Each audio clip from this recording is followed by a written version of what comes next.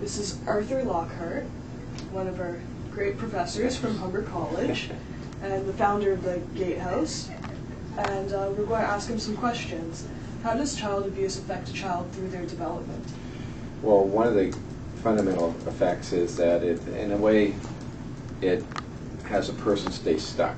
They're in a place where trusting is one of the most important things for psychological development. And when you have that trust betrayed, it's hard to build trusting relationships. So a young person would stay stuck for quite some time until there's proper intervention to help them out. Is being abused as a child affect the way that he or she relates and interacts with others? Absolutely. Over and over you hear about people who have been abused as children, and later in life they have marriages that fail, continually breaking up in relationships with people because they don't know how to really, again, go back to a trusting developmental process. We've read and heard that when a child or youth is abused, that they usually develop post-traumatic stress syndrome. Is this true? Absolutely correct. Not any different than somebody who might actually have seen a person die in front of them, or a child who witnesses family violence. That too can create post-traumatic stress, and so indeed they have that experience. And how would this affect them in their relationships with others?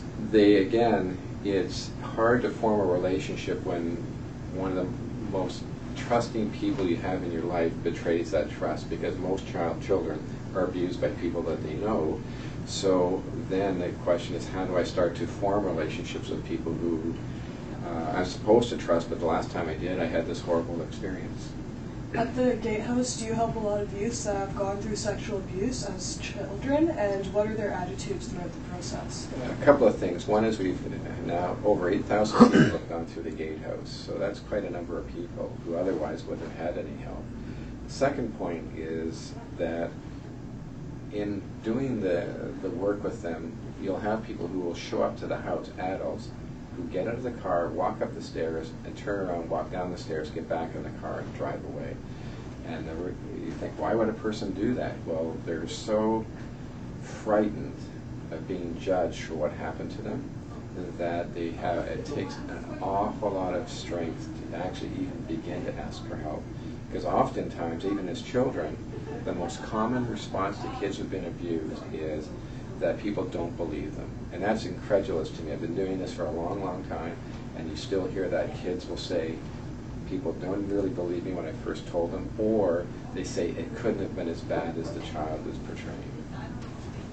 Are you personally affected by those that you have interacted with, and the stories that you've heard from them, and how do you deal with the stresses of that? First of all, absolutely, every single time. To me, it's every time I spend time with a person, it's the same. It's like the first time, because everybody's a little bit unique.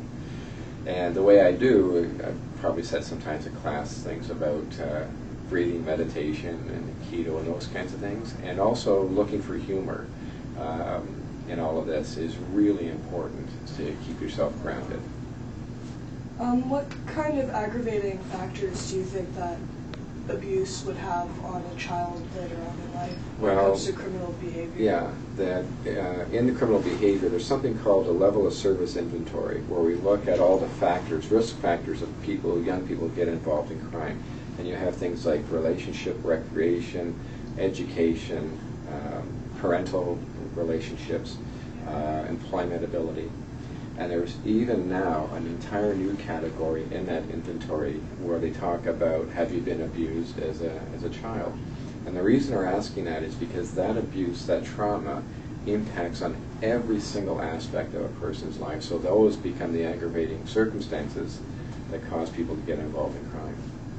Do you think that children or youths that have been sexually abused, that it will lead them to use recreational drugs in order to deal with what happened? It's not uncommon.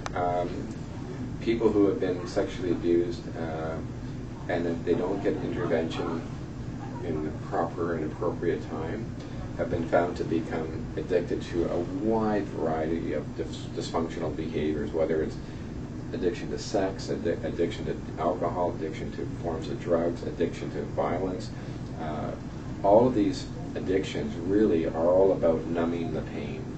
And so we want to be able to work to that. So yeah, the answer is absolutely it does. How would someone that has been sexually abused learn to accept that it's happened, and how would they deal with that like later on, because it is something that is an ongoing process? Absolutely, it is. Well, I've spent time with people, one person, 72-year-old male, who had been carrying around the trauma of being sexually abused for 66 years.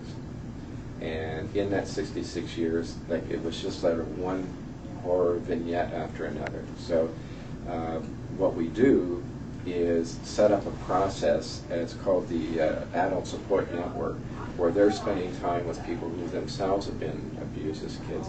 But I take people through a very intensive training program so that they can get the proper skill sets and the proper, if I would say, philosophical outlook to spend time working one-on-one with people. And then you move into group work where they hear from other people.